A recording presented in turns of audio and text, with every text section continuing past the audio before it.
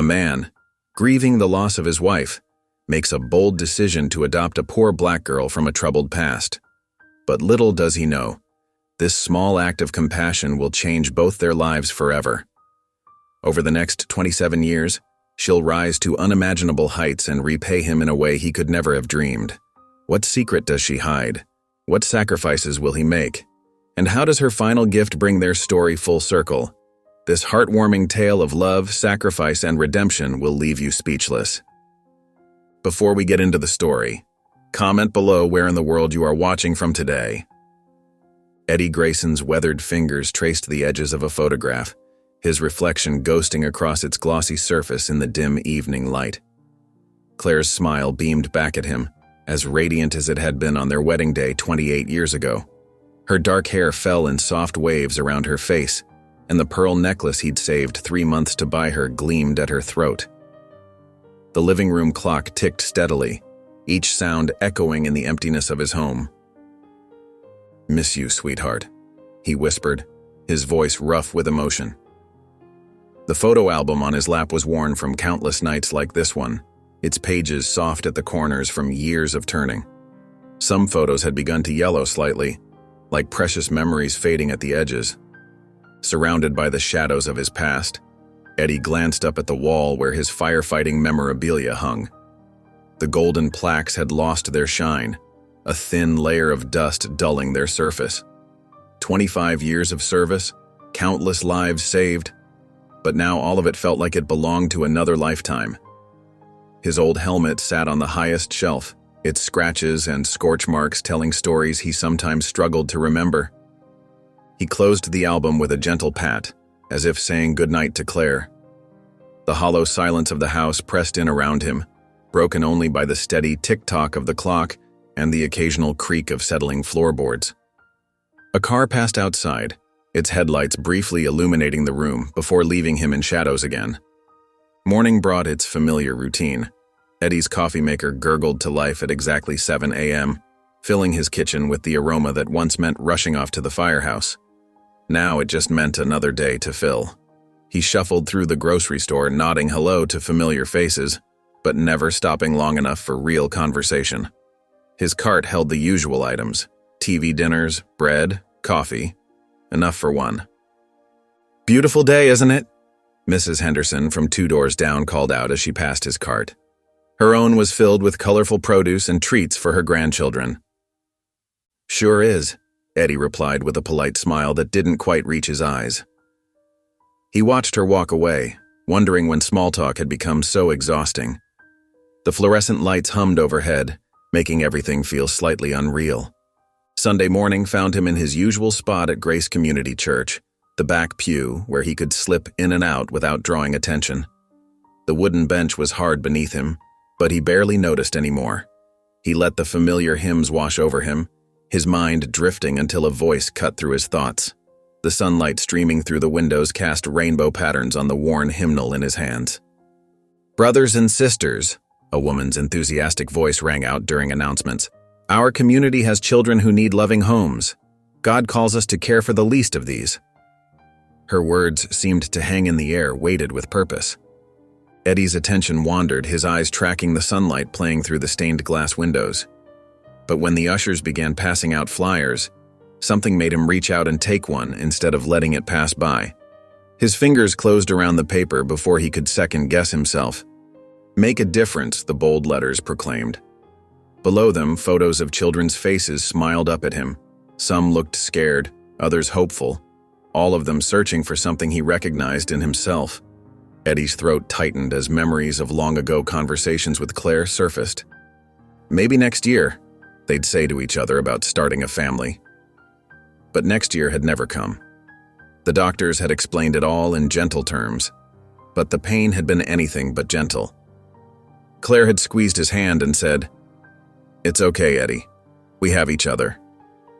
Her voice had been steady, but he'd felt her tears on his shoulder that night. Now, sitting alone in his empty house that afternoon, Eddie stared at the flyer on his coffee table. The faces of the children seemed to watch him, their eyes holding questions he wasn't sure he could answer. His hand trembled slightly as he picked up the paper, reading the requirements for foster parents. Stable home environment, he read aloud, his voice barely a whisper in the quiet room. Financial security, willing heart. The words blurred as he continued down the list, and he had to blink several times to clear his vision. What did he have to offer a child? He was just a retired firefighter with too many quiet evenings and too many photographs of yesterday. The drawer of his end table scraped open, and he placed the flyer inside, trying to ignore the way his heart had started beating faster. The paper rustled as it settled among old birthday cards and unused notepads. Why did I even grab this, he muttered, pushing the drawer closed. But his hand lingered on the handle, and the question hung in the air unanswered. Outside, a child's laugh drifted through his window, making the empty house feel even quieter. The morning sun poured in through Eddie's kitchen window, casting long shadows across the fostering flyer that lay on his worn oak table. His coffee had grown cold, forgotten as he read the same lines over and over. "Open your heart, change a life," the flyer proclaimed in cheerful blue letters. Eddie let out a deep sigh, running a hand through his silver-streaked hair. "I'm too old for this," he muttered, doubt creeping into his voice. "What do I know about raising kids?" He picked up his coffee mug, grimacing at the cold liquid, and walked to the sink to pour it out. As he stood there, his reflection in the window caught his eye, a man who looked tired, uncertain, but somehow not as old as he felt. The morning dragged on as Eddie tried to distract himself. He flipped through channels on the TV, skimmed the newspaper, and even started organizing his tool drawer, anything to keep his mind off the foster care flyer. But his eyes were drawn back to it, like a compass needle finding north, the weight of the decision heavy on his heart. Finally, at 1:45 p.m., just 15 minutes before the orientation meeting was scheduled to start, Eddie found himself grabbing his keys. "Just to see," he told himself firmly. "Just to listen." The foster care agency occupied a modest brick building downtown, and as Eddie stepped inside, the warm yellows of the walls and the posters of children playing and laughing tugged at his heartstrings. The meeting room was already half full when he arrived, young couples whispering to each other and filling out forms, while a few single women chatted enthusiastically about their plans. Eddie chose a seat near the back, feeling out of place like a fish swimming against the current. The social worker, Ms. Thompson, began the session with a warm smile that reached her eyes. "Thank you all for being here," she said. "What you're considering is one of the most important decisions you could make, not just for yourself, but for a child who needs you." As she shared stories of foster children finding stability and love, Eddie found himself leaning forward, his heart swelling with each tale of transformation and hope.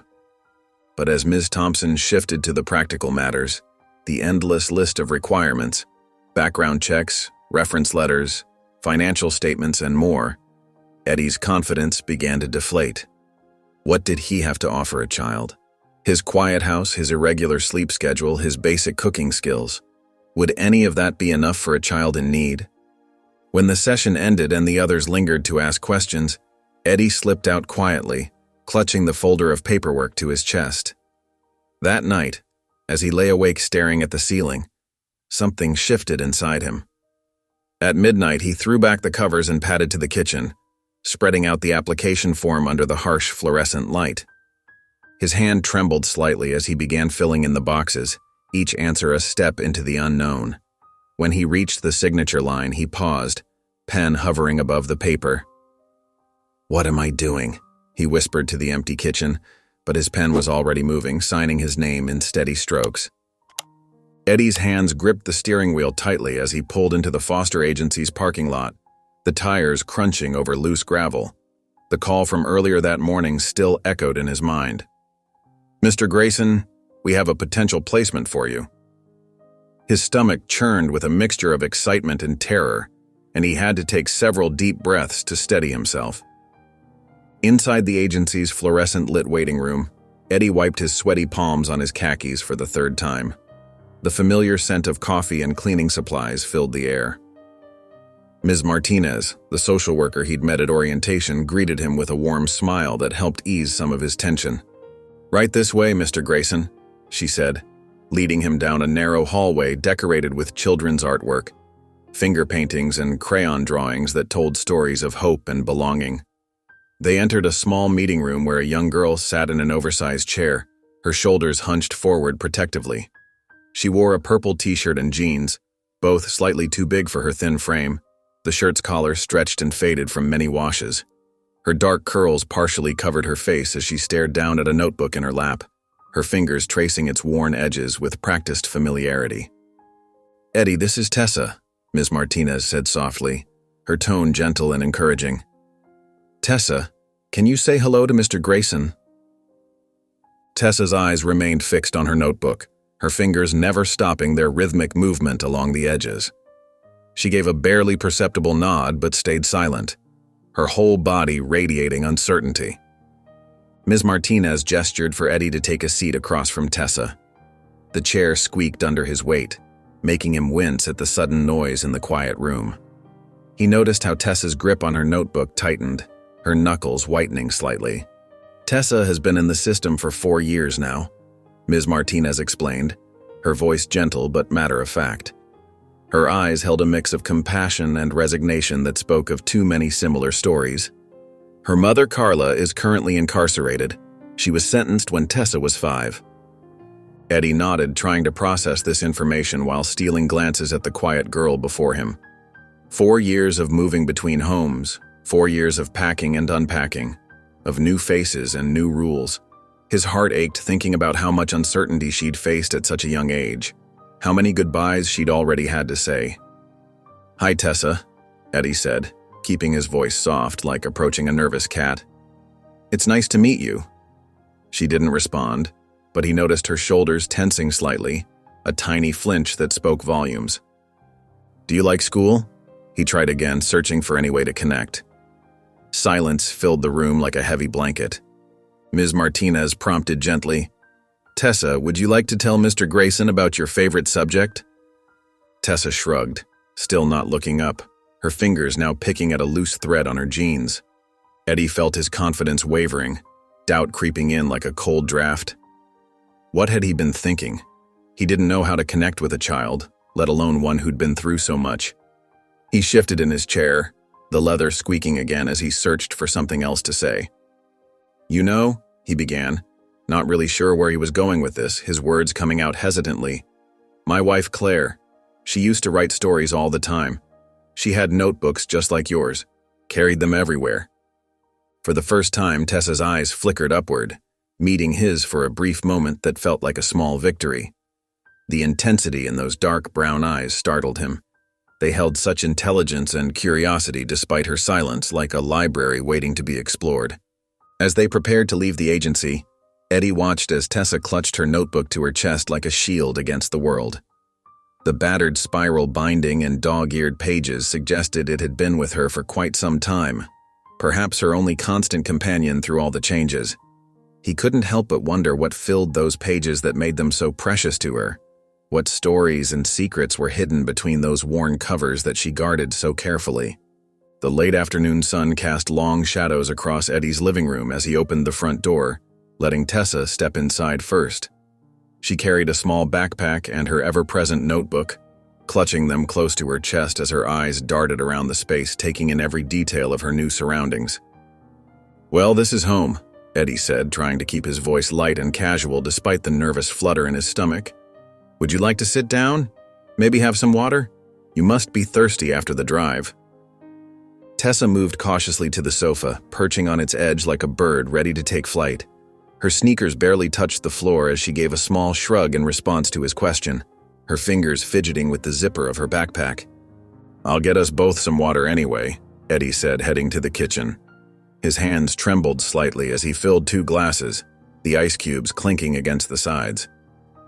When he returned, Tessa hadn't moved an inch, her posture still rigid with uncertainty. "Let me show you your room," he offered after a few minutes of awkward silence that felt like hours. "It's upstairs." Leading the way, Eddie tried to fill the quiet with gentle chatter, hoping to ease some of the tension. "The bathroom's right next door, and my room is down the hall if you need anything. The floor doesn't creak much, so you won't have to worry about that at night."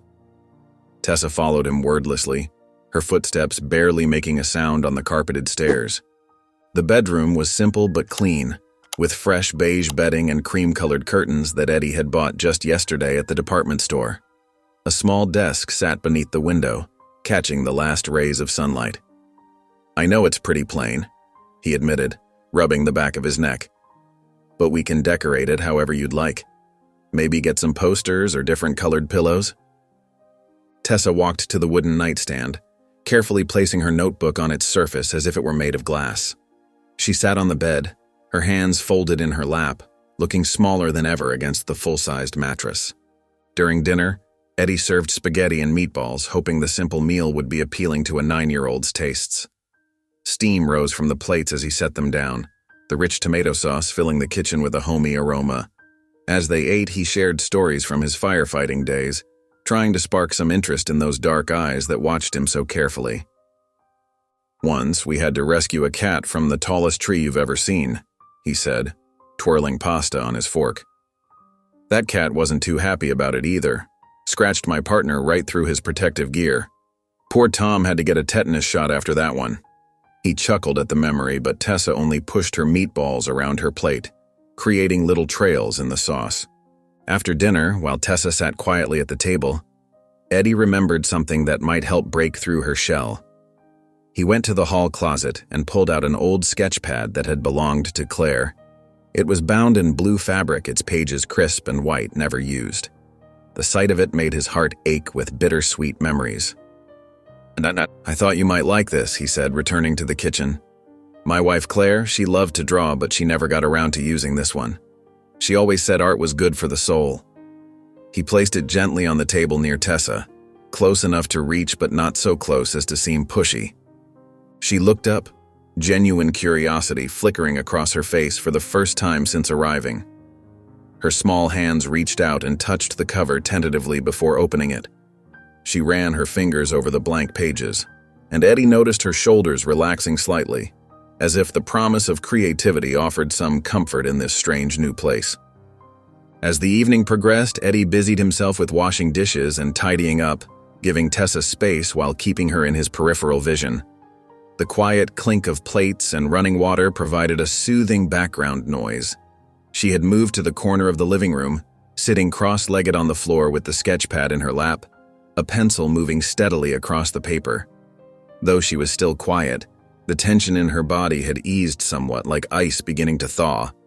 Eddie pretended to read a magazine while secretly watching her draw, noticing how her face softened in concentration, her eyebrows slightly furrowed as she focused on her work. It was the first time since she'd arrived that she seemed truly present in the moment rather than poised to flee, and he felt a small spark of hope warm his chest. Maybe, just maybe, they could make this work. The morning sun spilled through the kitchen windows as Eddie shuffled down the hallway, his worn slippers scuffing across the hardwood floor. Even in his retirement, the former firefighter remained an early riser, a habit ingrained from his days of rushing to emergencies at all hours. The familiar creaks of the old house accompanied his footsteps, a comfort in the quiet dawn. As he passed through the living room on his way to start breakfast, something caught his eye. Tessa's notebook, its pages filled with her neat, flowing handwriting, lay open on the coffee table. Eddie hesitated, knowing he shouldn't pry, but a few words jumped out at him, drawing his attention. The trees loomed like giants in the darkness. The leather-bound journal seemed to beckon him closer. Before he could stop himself, Eddie found his gaze drawn to the vivid prose unfolding on the page. Sarah ran through the forest, her heart pounding like drums. The branches reached for her with crooked fingers, but she wouldn't let them catch her. Not this time. She had her magic now. It glowed inside her chest like a tiny sun, warming her even when the shadows tried to freeze her feet to the ground. His heart swelled with pride as he read each carefully crafted sentence. The writing was extraordinary, especially for a child of only 9 years old. Eddie found himself completely absorbed, marveling at Tessa's ability to craft such evocative imagery and raw emotion. Each word seemed carefully chosen, telling a story far beyond her years. In the kitchen, Eddie began preparing a stack of fluffy pancakes, his mind still dwelling on the powerful words he had inadvertently witnessed. The familiar routine of measuring flour and cracking eggs helped steady his thoughts. When Tessa appeared in the doorway, her hair slightly mussed from sleep and wearing her favorite oversized t-shirt, he greeted her with a warm smile. "Good morning," he said, flipping a pancake with practiced ease. "I hope you're hungry." Tessa nodded and slid into a chair at the table, her eyes darting nervously toward the living room. Eddie knew he had to address what had happened. The sizzle of butter on the griddle filled the awkward silence between them. "I need to apologize," he said, placing a plate of pancakes in front of her, the maple syrup already waiting nearby. "I saw your notebook open this morning and I read some of your story. I shouldn't have done that without asking." Tessa's face flushed red and she immediately wrapped her arms protectively around herself, shrinking in her chair. "You weren't supposed to see that," she whispered, her voice laced with vulnerability. Her fingers twisted nervously in the hem of her shirt. "I know and I'm sorry," Eddie said gently. "But Tessa, it was magical. The way you described that forest, I could see it all in my mind. You have an amazing gift." He kept his voice soft and encouraging, trying to bridge the sudden distance between them. Tessa's hands found their way to the notebook she'd retrieved from the living room, holding it close to her chest like a precious treasure. After a long moment, she spoke so quietly Eddie had to lean in to hear. "Writing helps me feel safe. When I write stories, I can make anything happen. The characters always find their way out." Her words carried the weight of experiences far beyond her years. Eddie nodded, understanding flowing through him. "My wife Claire used to write too," he shared, keeping his voice casual as he sat down with his own breakfast, the chair creaking slightly beneath him. "She kept journals full of stories and thoughts, said it helped her make sense of the world." Something shifted in Tessa's expression, a slight softening around her eyes, a tiny crack in her defensive wall. "Did she write happy endings?" "Most of the time," Eddie replied honestly, spreading butter on his pancakes. "She believed stories could help people feel less alone." The memory of Claire brought a bittersweet warmth to his chest. Tessa's fingers traced the edge of her notebook, and for a brief moment she seemed to forget her usual guardedness. "Sometimes I write different endings to things," she admitted. "Better ones." The morning light caught the hope in her eyes. But then, as if realizing she'd said too much, Tessa quickly finished her last bite of pancake and stood up, the chair scraping against the floor. "Thank you for breakfast," she mumbled, already turning toward her room. Eddie watched her go, noticing how she still clutched the notebook like a shield against the world. He smiled to himself, thinking, there's so much more to her than meets the eye. The sound of her bedroom door closing echoed through the house, leaving him alone with his thoughts and the lingering scent of pancakes. That afternoon, Eddie was washing dishes when he heard soft footsteps behind him. The familiar creak of the floorboards made him smile. He'd been meaning to fix those boards for weeks. Tessa stood in the doorway, fidgeting with the hem of her sweater, her dark eyes uncertain. Mr. Grayson?" she asked quietly, shifting her weight from one foot to the other. "Could I maybe use your computer? It's for school research." Eddie dried his hands on a worn dish towel, noting how she still struggled with calling him by his first name. "Of course you can. And remember, you can call me Eddie." He led her to his small study, where an old desktop computer sat on a cluttered desk surrounded by family photos and dusty books. "Take all the time you need." Hours passed as Eddie puttered around the house, straightening picture frames and reorganizing the hall closet, occasionally glancing toward the study. His curiosity grew with each passing hour, but he reminded himself not to hover. Trust needed space to grow. When he finally peeked in, he saw Tessa hunched over the keyboard, typing with determination, her small fingers dancing across the keys. A colorful flyer lay beside the mousepad, slightly crumpled from frequent handling, and she kept glancing between it and the screen. That evening, after dinner, Tessa cleared her throat. "Eddie?" She twisted her napkin in her hands until it resembled a rope. "There's this writing contest. My teacher told me about it. It's for kids all over the state. She thought maybe I could..." Her voice trailed off. Eddie set down his fork, giving her his full attention, recognizing the importance of this moment. "That sounds interesting.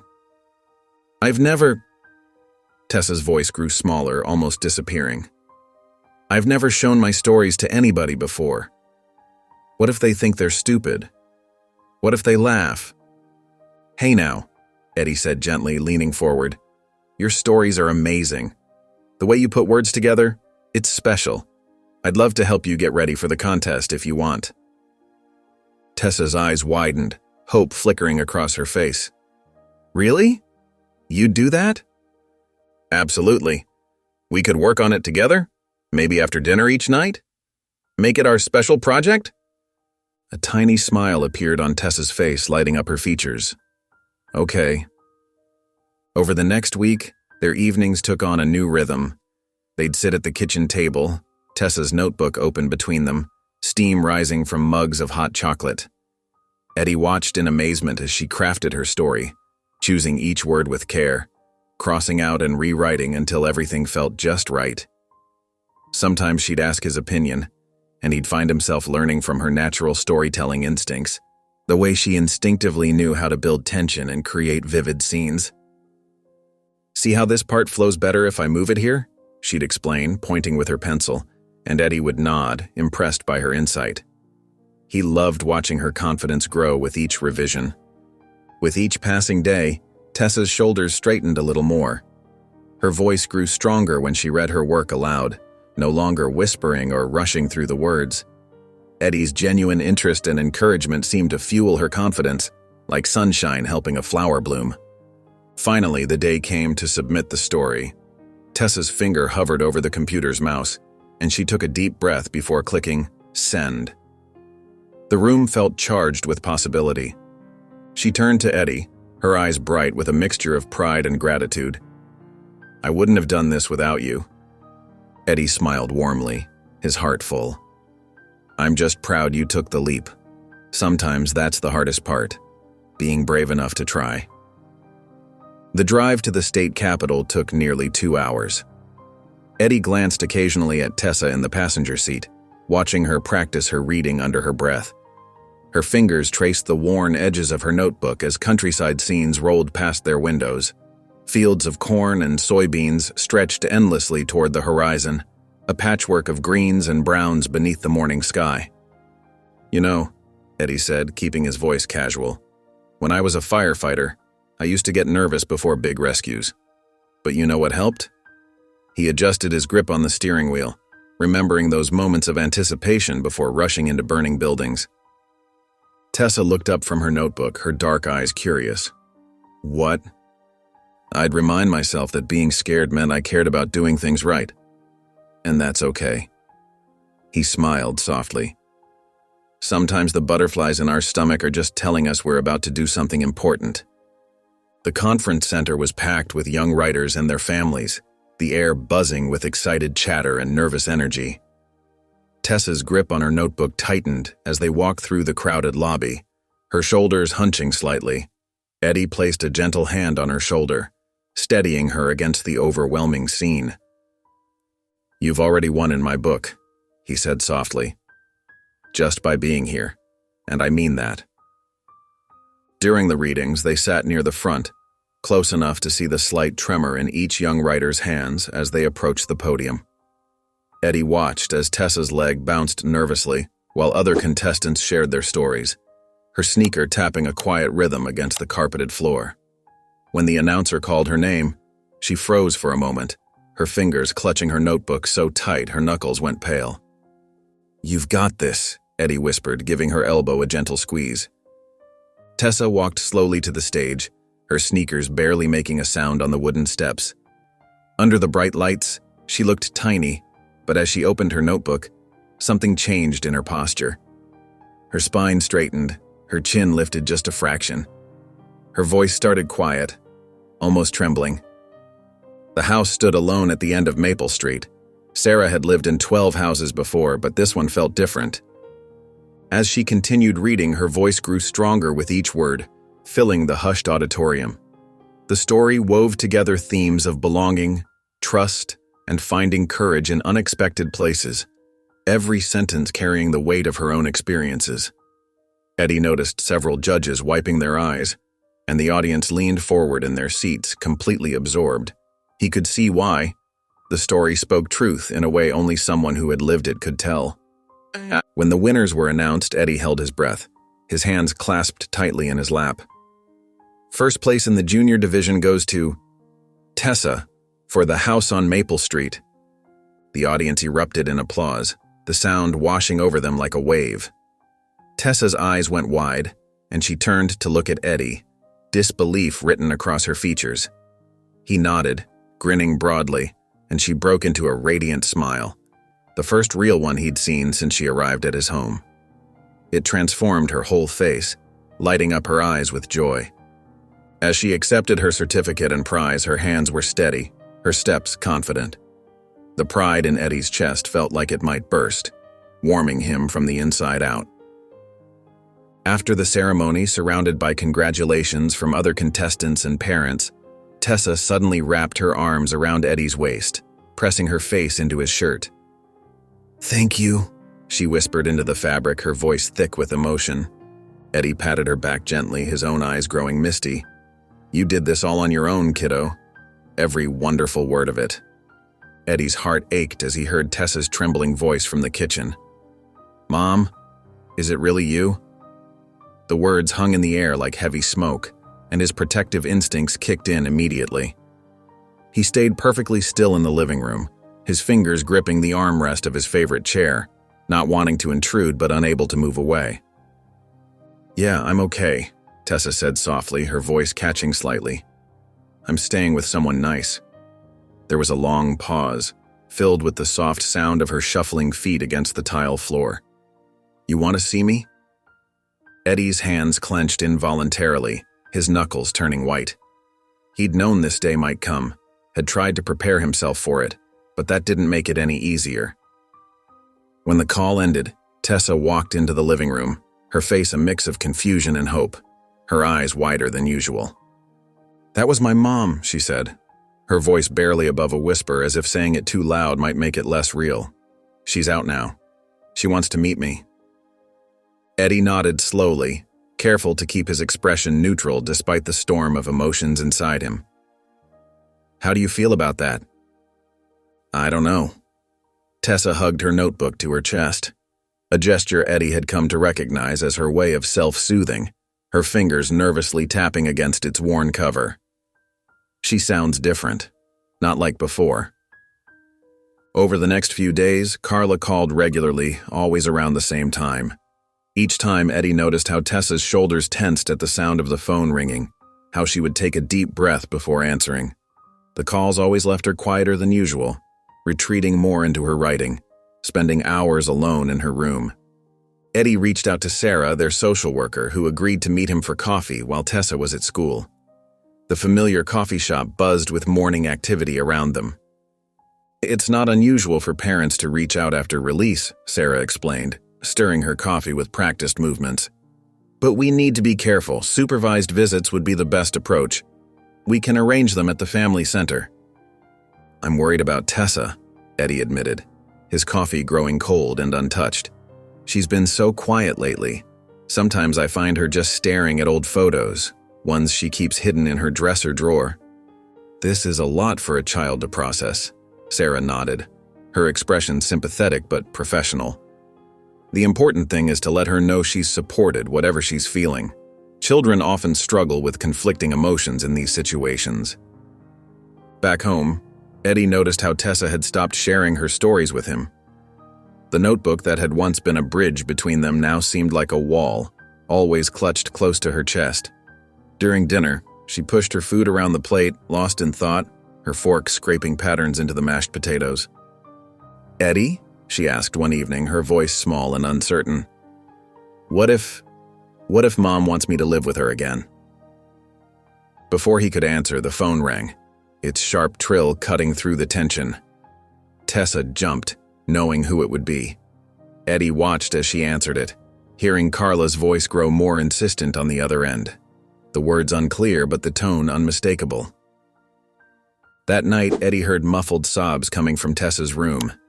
He knocked gently and found her curled up on her bed, tears streaming down her face, her notebook lying open beside her with tear-stained pages.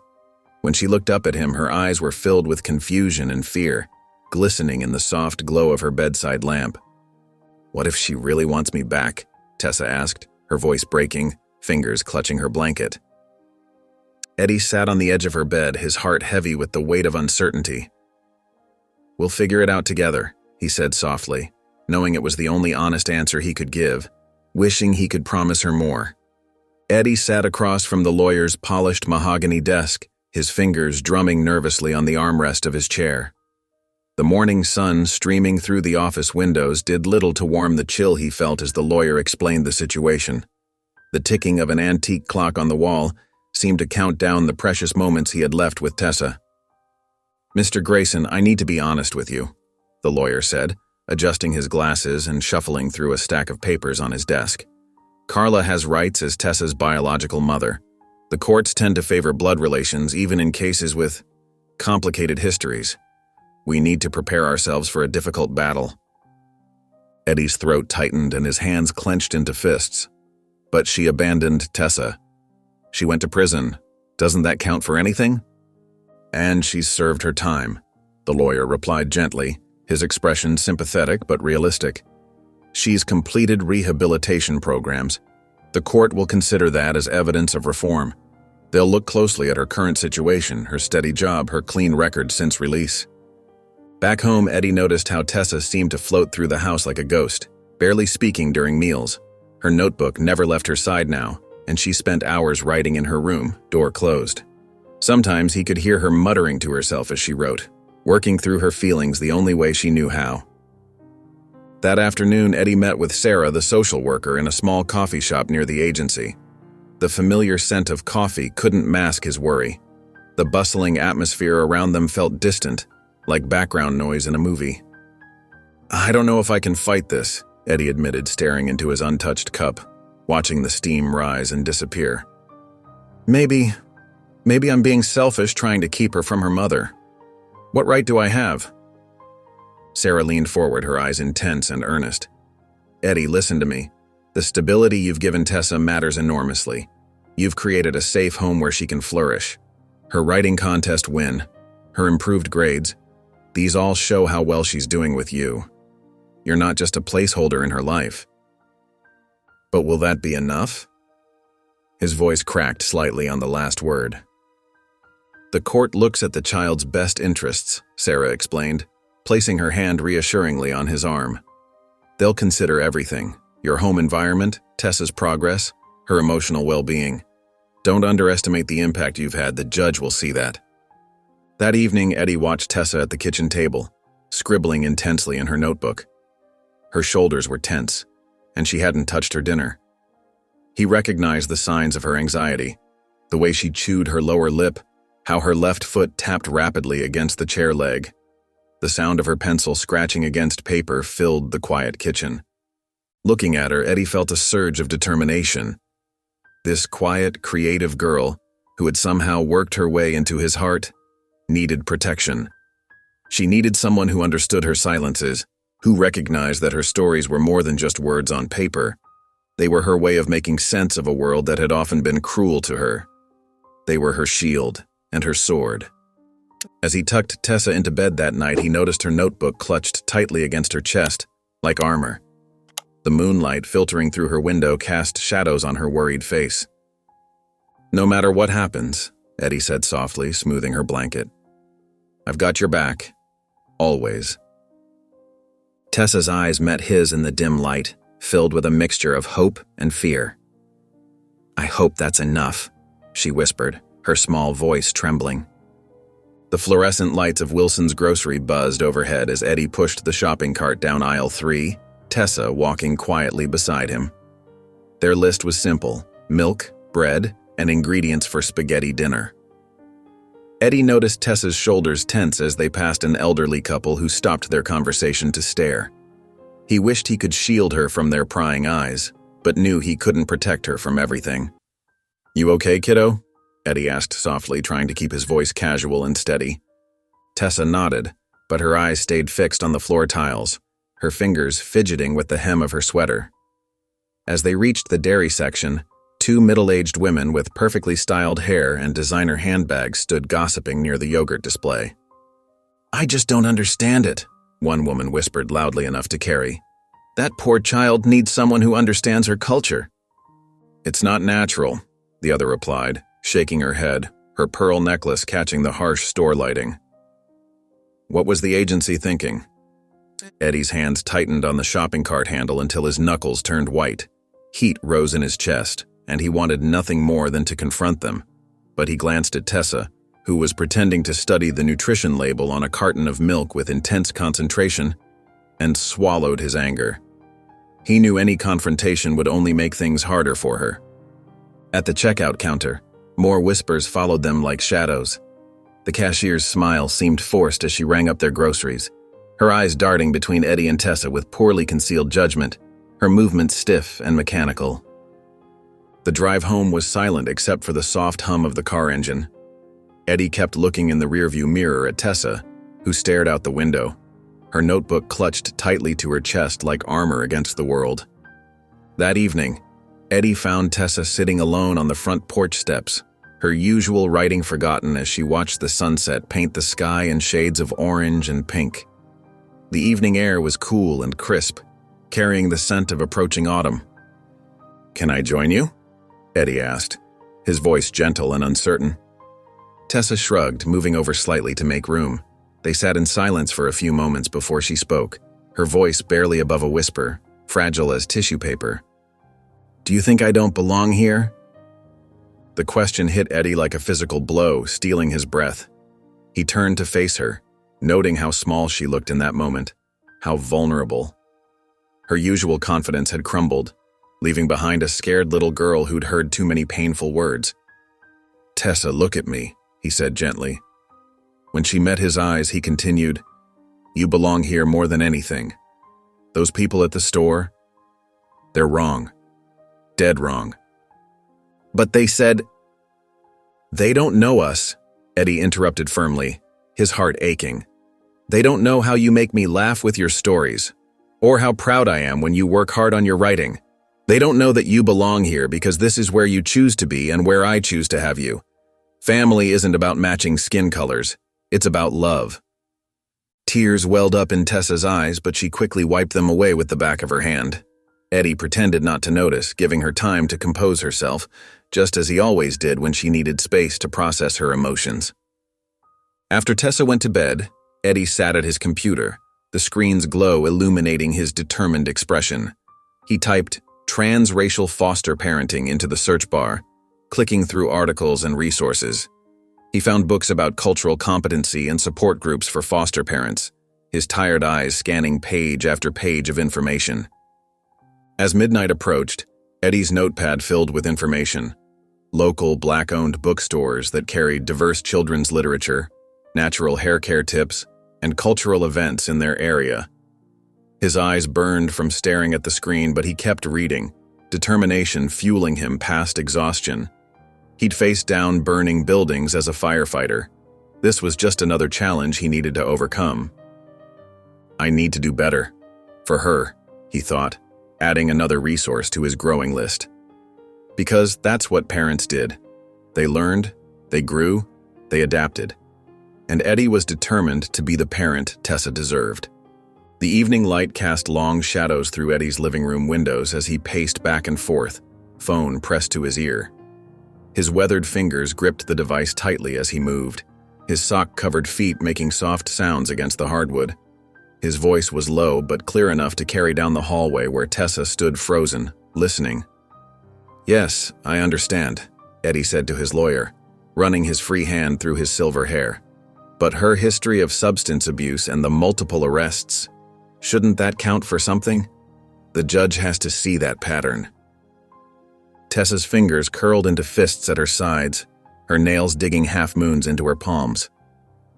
"And what about the missed visitations before her incarceration?" Eddie continued, his voice growing more insistent. "She'd promised to show up and then leave Tessa waiting for hours.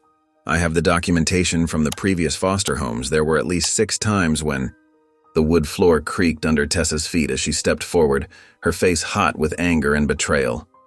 Eddie turned, startled, as she burst into the room, her dark eyes flashing with hurt. "Stop it," Tessa shouted, her voice cracking like thin ice. "Stop talking about my mom like that. You don't know anything." Eddie quickly told his lawyer he'd call back and lowered the phone, his face etched with concern. "Tessa, honey, Don't honey me." Tears welled in her eyes, making them shine in the fading daylight. "You're just trying to make her look bad so you can keep me here. You don't understand what it's like to not have a mom. You'll never understand." The words hit Eddie like a physical blow, making him step back slightly. He reached out toward her, his hand trembling. "I'm only trying to protect you." "I don't need your protection." Tessa backed away from his outstretched hand as if it might burn her. "You're not my real family." She spun around and ran to her room, the door slamming so hard the walls seemed to shake, sending a framed photo slightly askew. The following days felt endless, each hour stretching like taffy. Every morning, Tessa would emerge from her room just long enough to grab breakfast, avoiding Eddie's eyes as if he were invisible. She'd respond to his attempts at conversation with short nods or shakes of her head, then retreat back to her sanctuary like a wounded animal. Eddie would find her dinner plate outside her door each night, barely touched. The food pushed around, but mostly uneaten. Through her door, Eddie could hear the scratch of pen on paper as Tessa wrote furiously in her notebook, the sound sometimes angry and harsh, other times slow and thoughtful. The sound that had once brought him joy now felt like a barrier between them, a wall built of words he couldn't see. Eddie sat in his armchair late into the evenings, running his hands through his gray hair until it stood up in worried spikes. He knew he was doing the right thing by fighting for custody. The social worker had confirmed Carla's history of broken promises and neglect, but watching Tessa suffer tore at his heart like physical pain. She couldn't see that he was trying to give her the stability she deserved, the safety she needed to thrive. On the fourth night of their standoff, Eddie couldn't take the silence anymore. The weight of unspoken words felt too heavy to bear. He walked down the hallway and sat outside Tessa's door, leaning his head against the frame with a quiet thump. "I'm sorry if I hurt you," he said softly, his voice rough with emotion. "I just want you to feel safe. That's all I've ever wanted." Inside the room, Tessa lay curled on her bed, tears sliding silently down her cheeks as she clutched her notebook to her chest like a shield against the world. The morning sun filtered through the half-closed blinds of Tessa's room as Eddie passed by her open door. He paused, catching sight of her small frame hunched over the desk, her hand moving rapidly across the pages of her notebook. Her shoulders were tense and she pressed the pencil so hard against the paper that Eddie could hear the scratching sound from where he stood. He wanted to reach out to comfort her but knew she needed this time with her thoughts. Instead, he quietly continued down the hallway, his heart heavy with concern. Later that afternoon, Eddie found several loose pages on the kitchen counter. His first instinct was to simply stack them neatly and leave them for Tessa, but the first few words caught his eye. The bird's wings brushed against the golden bars of its cage. As he read, his throat tightened. The story told of a small bird, trapped in a beautiful cage with everything it needed: food, water, and safety. But outside the cage was another bird, one that used to care for it before flying away. Now that bird had returned, calling sweetly from a nearby tree. The caged bird longed to fly free but feared leaving the safety of its home. Eddie sat heavily in a kitchen chair, the pages trembling slightly in his hands. The meaning was clear. Tessa saw herself as the caged bird, torn between the security he offered and the pull of her mother's return. At dinner, Eddie served spaghetti, Tessa's favorite, though she mostly pushed it around her plate. After several minutes of silence, he gathered his courage. "I read your story about the bird," he said softly. "The one you left on the counter. Is that how you feel, Tessa? Like the bird in the cage?" Tessa kept her eyes on her plate, but her fork stopped moving. After a long moment, she spoke barely above a whisper. "Writing helps me figure things out. When everything's mixed up in my head, putting it on paper makes it make more sense." Eddie nodded, choosing his next words carefully. "You know, it's okay to have complicated feelings about all this. You don't have to pick sides. Loving your mom doesn't mean you can't trust me, too. Tessa finally looked up, her eyes glistening. Sometimes I feel bad because I want both. Is that wrong? No, sweetheart, that's not wrong at all. She dabbed at her eyes with her napkin. Thanks for not making me talk about it all the time.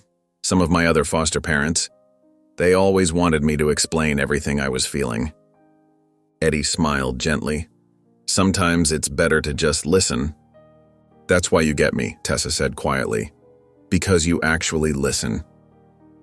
Eddie sat in his dimly lit study, the phone still warm in his trembling hand. His lawyer's words echoed in his mind, each detail about Carla's past actions making his stomach churn. The court records painted a disturbing picture. Carla had tried to sell her parental rights to a cousin for quick cash, treating Tessa like a commodity rather than a daughter. The very thought made bile rise in his throat. I can't believe someone would do that to their own child, Eddie whispered to himself, running a hand through his gray hair. The weight of this knowledge pressed against his chest like a physical burden. The next morning he met with Sarah, the social worker, in her cramped office. Sunlight streamed through dusty blinds as Eddie explained the situation, his voice heavy with concern. The ticking of an old wall clock punctuated each painful detail. This information could practically guarantee your custody case, Sarah said, straightening papers on her desk. Her eyes held a mix of professional detachment and genuine worry. But you need to consider the emotional cost to Tessa. Finding out something like this about her mother? She trailed off, letting the implications hang in the air. Eddie nodded slowly, his firefighter's hands clasped tightly in his lap. That's what's eating at me. Tessa's already been through so much. She's just starting to feel secure here, starting to trust again. I see it in little things, the way she leaves her bedroom door open now, how she asks for seconds at dinner. I see how she's flourishing with you, Sarah added, her expression softening. Her writing especially has become such a healthy outlet. Her last school report showed remarkable improvement. Back home that evening, Eddie carefully placed the court documents in a manila envelope, his movements deliberately slow and precise. His hands felt heavy as he locked them away in his desk drawer. From down the hall, he could hear the familiar scratch of Tessa's pencil against paper. She'd been writing more than ever lately, retreating into her stories instead of talking about her feelings. The sound was both comforting and concerning. Eddie walked to her doorway and watched her for a moment. Her small frame was hunched over her notebook, completely absorbed in whatever world she was creating on those pages. The pink beret he'd bought her last week kept her braids neatly in place. The sight made his chest ache. Was he really protecting her by fighting this battle? Or was he just making everything harder? The weight of his knowledge pressed down on him like a heavy blanket. If he used these documents in court, he'd likely win custody. But at what cost to Tessa's already fragile relationship with her mother? Yet if he kept quiet, was he allowing someone who'd tried to sell their child to potentially regain custody? The moral dilemma twisted in his gut like a knife. Eddie walked to his desk and picked up the framed photo from the writing contest. Tessa's genuine smile in that moment of triumph reminded him of everything at stake. Her eyes had sparkled with pride that day, a rare glimpse of the carefree child she could be. He traced the edge of the frame with his finger before setting it back down with gentle reverence. I just want to do what's best for you, kid, he murmured before locking the drawer containing Carla's dark secret. The key felt impossibly heavy in his pocket. The courthouse loomed before them, its stone facade cold and imposing in the morning light. Eddie's hand trembled slightly as he opened the heavy wooden door, guiding Tessa through with a gentle touch on her shoulder. The waiting room smelled of old paper and anxiety, filled with the quiet murmur of other families waiting their turn. A water cooler gurgled in the corner, and somewhere down the hall, a phone rang unanswered. You okay, kiddo? Eddie whispered, noticing how Tessa's fingers wrapped tightly around her notebook, her knuckles nearly white against the blue cover. She nodded but pressed closer to his side, her shoulder warm against his arm. The vinyl chairs squeaked as they sat down, the clock on the wall ticking away precious minutes. Eddie tried to focus on breathing steadily, remembering all the preparation they'd done with their lawyer. He silently recited the talking points they'd practiced, though the words seemed to blur together now. When the bailiff called their names, Tessa's grip on Eddie's arm tightened. The courtroom felt vast and cold, their footsteps echoing on the polished floor like tiny thunderclaps. As they took their seats, Eddie caught sight of Carla for the first time.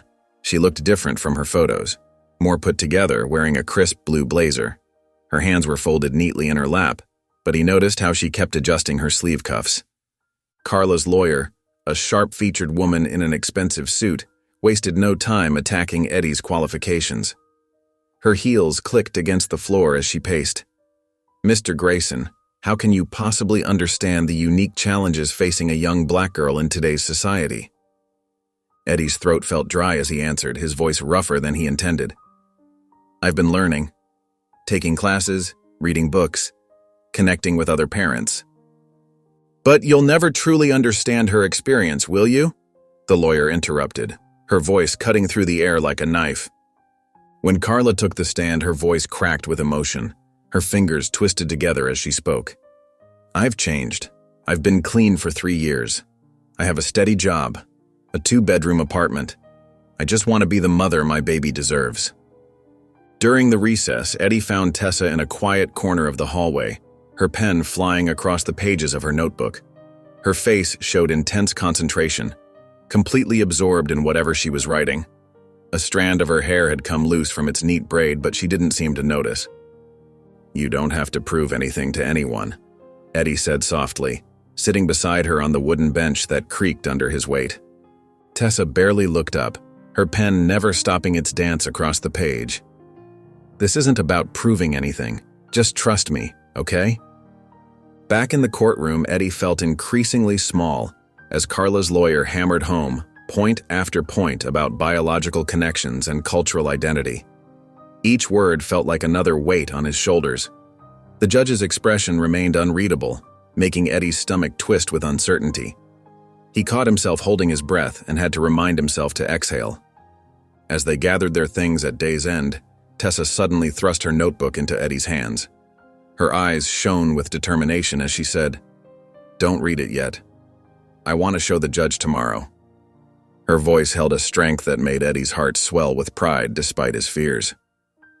The morning sun filtered through the courthouse windows, casting long shadows across the worn wooden floors. Dust motes danced in the golden beams, lending an almost ethereal quality to the austere room. Tessa sat beside Eddie, her small fingers drumming nervously against her notebook's cover, its edges frayed from constant use. When her attorney asked if she wanted to address the court, she nodded with determination that seemed beyond her 9 years. "Your Honor," her attorney said, adjusting her glasses, "Tessa would like to speak if the court permits." The judge peered down from the bench, his expression softening as he looked at Tessa. The lines around his eyes crinkled kindly. "Of course. Please approach the witness stand, young lady." Eddie's heart raced as he watched Tessa walk forward, her braids swaying slightly with each step. Her navy blue dress, carefully ironed the night before, made her look even younger. She climbed onto the witness chair, looking impossibly small against its dark wood backing. Her notebook lay open before her, its pages filled with her careful handwriting, each word a piece of her heart laid bare. Taking a deep breath, Tessa began to read. "Once there was a little bird who lost her nest," she started, her voice quiet but growing stronger with each word, like a sunrise gathering strength. "She flew from tree to tree, never staying long enough to feel at home. Some trees were too crowded, others too bare. Some had thorns that hurt her wings." Eddie noticed tears forming in several jurors' eyes as Tessa continued her story. Even the court reporter paused occasionally to dab at her cheeks with a crumpled tissue. The morning light caught the moisture on their faces, making their emotions sparkle. Then one day, Tessa read, her fingers trailing along the lines she'd written, "The bird found an old oak tree. It wasn't like the other trees she'd known. Its branches weren't perfect, but they were strong. The old oak tree didn't look like the other trees that had taken her in before, but it gave her the best shelter she'd ever had." Tessa glanced up at Eddie, their eyes meeting in a moment of pure connection, before continuing. "The old oak tree taught the bird that she could sing her own songs. It showed her that her wings were strong enough to fly wherever she wanted, but that she would always have a safe place to land. The courtroom remained completely silent, every person hanging on her words. Even the usual shuffling of papers had ceased as Tessa turned to face the judge directly. "Eddie is my oak tree," she said, her voice clear and steady as a summer morning. "He doesn't just give me a place to stay, he gives me a home. He listens to my stories and helps me believe in myself. He makes me feel safe and loved and—" Her voice caught slightly, like a leaf in the wind. "Like I finally belong somewhere." Eddie struggled to hold back his tears as he watched his foster daughter speak her truth. His hands gripped the edge of the table, knuckles white with emotion. Across the courtroom, he noticed Carla wiping her eyes with a tissue, her usual defensive posture crumbling as she listened to her daughter's words. The wall she'd built around herself seemed to be falling, brick by brick. "I know my mom loves me," Tessa added, glancing briefly at Carla, her voice gentle with understanding. "But Eddie showed me what it means to be family. He's there every morning when I wake up, every night when I go to bed. He comes to all my school events and helps me with my homework. He believes in my writing and helps me believe in myself." Tessa closed her notebook with a soft thump and looked directly at the judge, her chin lifted with quiet courage. "Please don't take me away from my home. Please let me stay with Eddie." The judge nodded solemnly, removing his glasses to wipe them with his handkerchief before thanking Tessa for her courage in speaking to the court. As she returned to her seat, her shoes making soft sounds against the wooden floor, Eddie squeezed her hand gently and whispered, "No matter what, you're my family." Eddie's hands trembled as he held the phone to his ear, listening to his lawyer deliver the news. The judge had ruled in his favor. Tessa would stay with him permanently. He sat down heavily in his kitchen chair, overwhelmed with emotion. The morning sunlight streamed through the window, warming his face as tears threatened to spill from his eyes. "Thank you," he managed to say before ending the call, his voice thick with emotion. His heart raced as he thought about telling Tessa, wondering how she would take the news that would change both their lives forever. He found her in the living room, curled up on the couch with her notebook, her favorite blue pen moving across the page. She looked up at him, her large eyes questioning, picking up on his emotional state immediately. "What's wrong?" "Nothing's wrong, sweetheart," Eddie said, sitting beside her on the worn leather couch that had become her favorite writing spot. "I just got some news from the lawyer." He took a deep breath, trying to steady his racing heart. "The judge made their decision. You're going to stay here with me permanently." Tessa's eyes widened and she clutched her notebook tighter against her chest like a shield. "Really?" "Really," Eddie confirmed, watching her face carefully for any sign of distress. "How do you feel about that?" Tessa was quiet for a moment, processing, her fingers running along the spiral binding of her notebook. "I'm happy," she said softly. Then her brow furrowed, creating tiny wrinkles of worry. "But what about my mom? What's going to happen to her?" Eddie wrapped an arm around her shoulders, pulling her close enough to smell the strawberry shampoo she loved. "Your mom can still be part of your life whenever you're ready. We can figure that out together, okay?" Tessa nodded, leaning into his embrace, some of the tension leaving her small frame. Can we make my room different? More like it's really mine?" "Of course we can," Eddie smiled, grateful for her acceptance. "What colors do you want?" They spent the afternoon at the hardware store picking out paint samples. Tessa chose a bright yellow that reminded Eddie of sunshine and summer days. They bought brushes, rollers, and drop cloths, along with some new curtains and a desk lamp for her writing. She picked out star-shaped decals for the ceiling, saying they would help her dream up new stories. As they painted together, Tessa opened up more than she ever had before. She told Eddie about her stories, about the characters she created, and the worlds they lived in. Magical places where children always found their way home. Eddie listened intently, amazed by her imagination and the depth of her young mind. "Dad?" Tessa said suddenly, pausing with her paintbrush mid-stroke, yellow paint dripping onto the protective sheet below. The word hung in the air between them, new and precious.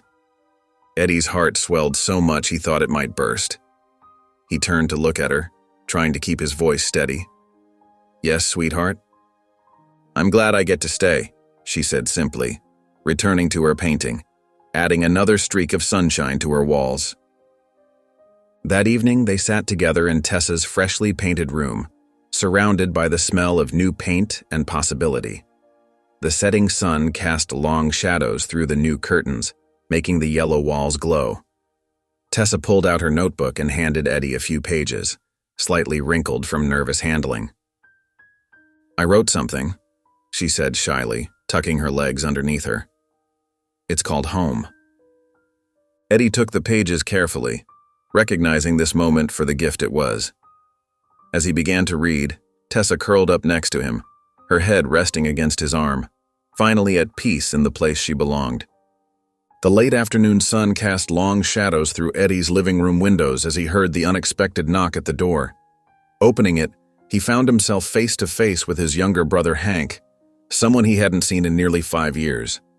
The sight of him brought back a flood of memories, both good and painful. "Eddie, long time no see, big brother," Hank said with his characteristic charm, pulling Eddie into an awkward hug. His cologne was overpowering, a mix of expensive notes that seemed to match his tailored suit. Eddie stood frozen for a moment before stepping back, his firefighter instincts still sharp enough to notice the slight tremor in Hank's hands. "Hank, what are you doing here?" "Can't a guy visit his brother?" Hank's smile was wide as he glanced around the house, his eyes lingering a bit too long on the framed photos and furniture. "Place looks good. Hey, where's my niece?" "Tessa's at soccer practice," Eddie replied cautiously, watching his brother's movements. "She'll be home soon." They settled in the kitchen where Hank launched into stories about his latest ventures, gesturing animatedly with his hands. Eddie listened while making coffee, noting how his brother hadn't changed much, still full of grand ideas and endless optimism. The familiar pattern made his chest tighten with worry. "But here's the real reason I came," Hank said, leaning forward, his voice dropping to a conspiratorial whisper. "I've got something big, Eddie. Really big. A tech startup that's going to revolutionize social media marketing. Ground floor opportunity." Eddie's stomach tightened as he gripped his coffee mug. "Hank." "No, listen. This is different," Hank insisted, pulling out a folder filled with glossy presentations and spreading them across the kitchen table like playing cards. "We've got major interest from venture capitalists. The projections show we could double our investors' money within 18 months. Eddie studied his brother's eager face, remembering their childhood, how Hank had always looked up to him, before life and poor choices had driven them apart. The memory of teaching Hank to ride a bike, of defending him from neighborhood bullies, tugged at his heart. Maybe this was Hank's way of trying to make things right. That evening, after Hank left with promises to return soon, Tessa found Eddie reviewing the investment documents under the harsh kitchen light. "Dad, you're not really thinking about giving him money, are you?" she asked, her voice thick with concern. Her dark eyes, wise beyond her years, searched his face. "He's changed, Tessa. People deserve second chances," Eddie said, though uncertainty gnawed at him like a persistent ache. "I don't trust him," Tessa said firmly, pulling her chair closer. "The way he kept looking at your retirement statements while you were getting coffee, it felt wrong." But Eddie wanted to believe in his brother. The next week, he signed the papers with trembling fingers, investing most of his retirement savings into Hank's company. For 3 months, Hank sent regular updates, each more promising than the last. Eddie began dreaming about paying for Tessa's college, maybe even buying a vacation home where they could make new memories together. Then came the call that shattered everything on a quiet Sunday afternoon. "The market shifted," Hank explained, his voice distant and defensive, lacking the warmth of his earlier visits. "These things happen in business. Nothing I could do." "That was my retirement, Hank. My savings for Tessa's future." Eddie's voice cracked as he gripped the phone tighter, his knuckles turning white. "Look, I'm sorry it didn't work out, but I warned you about the risks," Hank said before hanging up, leaving Eddie holding a silent phone, the dial tone echoing in his ears like a funeral dirge. That evening, Eddie sat at his kitchen table, staring at the foreclosure notice under the flickering overhead light. His hands shook as he read the words again, still unable to believe this was happening. The paper seemed to mock him with its official letterhead and cold, impersonal language. Tessa quietly sat down beside him and placed her hand over his, her touch warm and steady, "We'll figure this out together, Dad," she said softly, her voice carrying the strength he desperately needed. The afternoon light filtered through Eddie's study window as Tessa sat at her laptop, fingers hovering over the keyboard. At 23, she had already published several successful young adult novels. But this project felt different, more personal, more challenging. The weight of it pressed against her chest like a physical thing. "How do I even start?" she muttered, glancing at the growing stack of bills on Eddie's desk. The foreclosure notice lay buried beneath them, a constant reminder of their precarious situation. Her stomach twisted at the sight. They had to find a way to save the house that held so many precious memories. Taking a deep breath, she began typing. "The first time I met Eddie Grayson, I was 9 years old and convinced that adults couldn't be trusted." The words felt raw and honest, exactly how this story needed to be told. Over the next few weeks, Tessa poured her heart into the memoir, describing how Eddie's patience and understanding had gradually broken down her walls. She wrote about their shared love of storytelling, the writing contest that changed everything, and the countless small moments that had knit them together as family. Each memory brought both smiles and tears as she captured them on the page. One evening, she handed Eddie the first few chapters. He settled into his favorite armchair, reading glasses perched on his nose, and began to read. Tessa watched nervously as emotions played across his face. Pride, nostalgia, and something deeper she couldn't quite name. His hands trembled slightly as he turned each page. "This is beautiful, sweetheart," he said finally, looking up with misty eyes. "But I noticed something." He hesitated, choosing his words carefully. "You haven't mentioned your mother at all." Tessa's shoulders tensed, her fingers instinctively reaching for the chain around her neck, a nervous habit she'd never quite broken. "I can't, Dad. It's too hard." "Your story isn't complete without her," Eddie said gently. "Even the difficult parts shaped who you are. They're part of your journey too." "What if writing about her brings everything back?" Tessa's voice wavered. "The abandonment, the custody battle, all of it. I've worked so hard to move forward." Eddie leaned forward, his eyes kind and understanding in that way that had first helped her trust him all those years ago. "Sometimes facing our past helps us heal. You taught me that, remember?" Over the next few days, Tessa struggled with the blank page, attempting to write about Carla.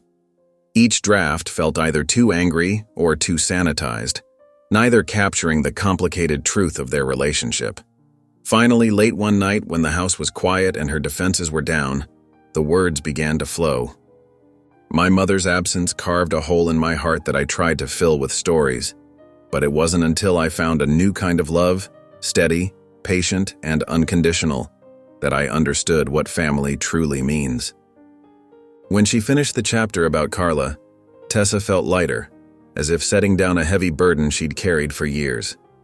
She wove these reflections into the larger narrative about finding her place with Eddie, creating a tapestry of loss, love, and redemption. The dedication page was the easiest part to write. "To Eddie Grayson, my anchor in the storm, who taught me that family isn't about blood. It's about choice, sacrifice, and unwavering love. You saved me in all the ways a person can be saved." Tessa printed the final manuscript and found Eddie in the kitchen, warming his hands around his morning coffee cup. Her hands trembled slightly as she held it out to him. "This is for you," she said simply, her voice thick with emotion. Eddie took the manuscript, his eyes already glistening. "I don't need a book to know how much you mean to me, but thank you." He pulled her into a tight hug, the manuscript pressed between them like a bridge connecting their hearts. The afternoon sun cast long shadows across the cafe's window as Eddie watched from his parked car.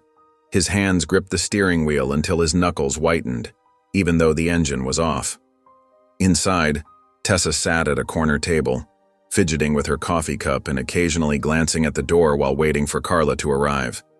The familiar notebook she always carried lay closed beside her elbow.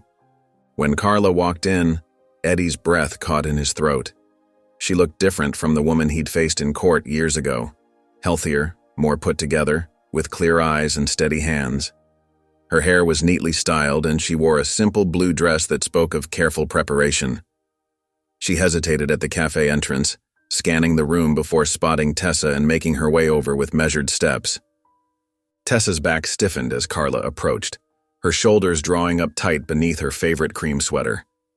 Years of writing had taught her to observe details, and she noticed how her mother's hands trembled slightly as she set her purse down on the wooden table. The silence between them felt heavy, thick with unspoken words, until Carla finally spoke. "You look beautiful," Carla said softly, her eyes drinking in every detail of her daughter's face. "I've been following your writing career. You're so talented. I read every article you publish."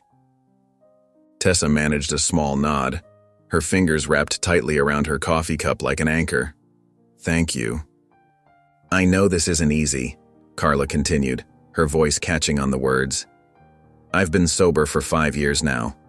Every day I think about the mistakes I made, the pain I caused you." She paused, gathering herself, smoothing invisible wrinkles from her dress. "But Eddie, he gave you everything I couldn't. He was the parent you deserved. I see that now in everything you've accomplished."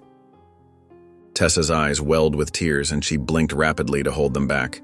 "He was. He is. I see that now," Carla admitted, leaning forward slightly. "Back then, I was so angry, so desperate to hold on to you. But watching you flourish with him, seeing the amazing young woman you've become, I know he was the right choice, even when it hurt to admit it." From his car, Eddie watched their body language shift like a slow tide. Tessa's shoulders gradually relaxed, and Carla leaned forward, speaking with quiet intensity. He couldn't hear their words, but he could see the emotional weight of the conversation in their expressions, in the way they mirrored each other's movements without realizing it.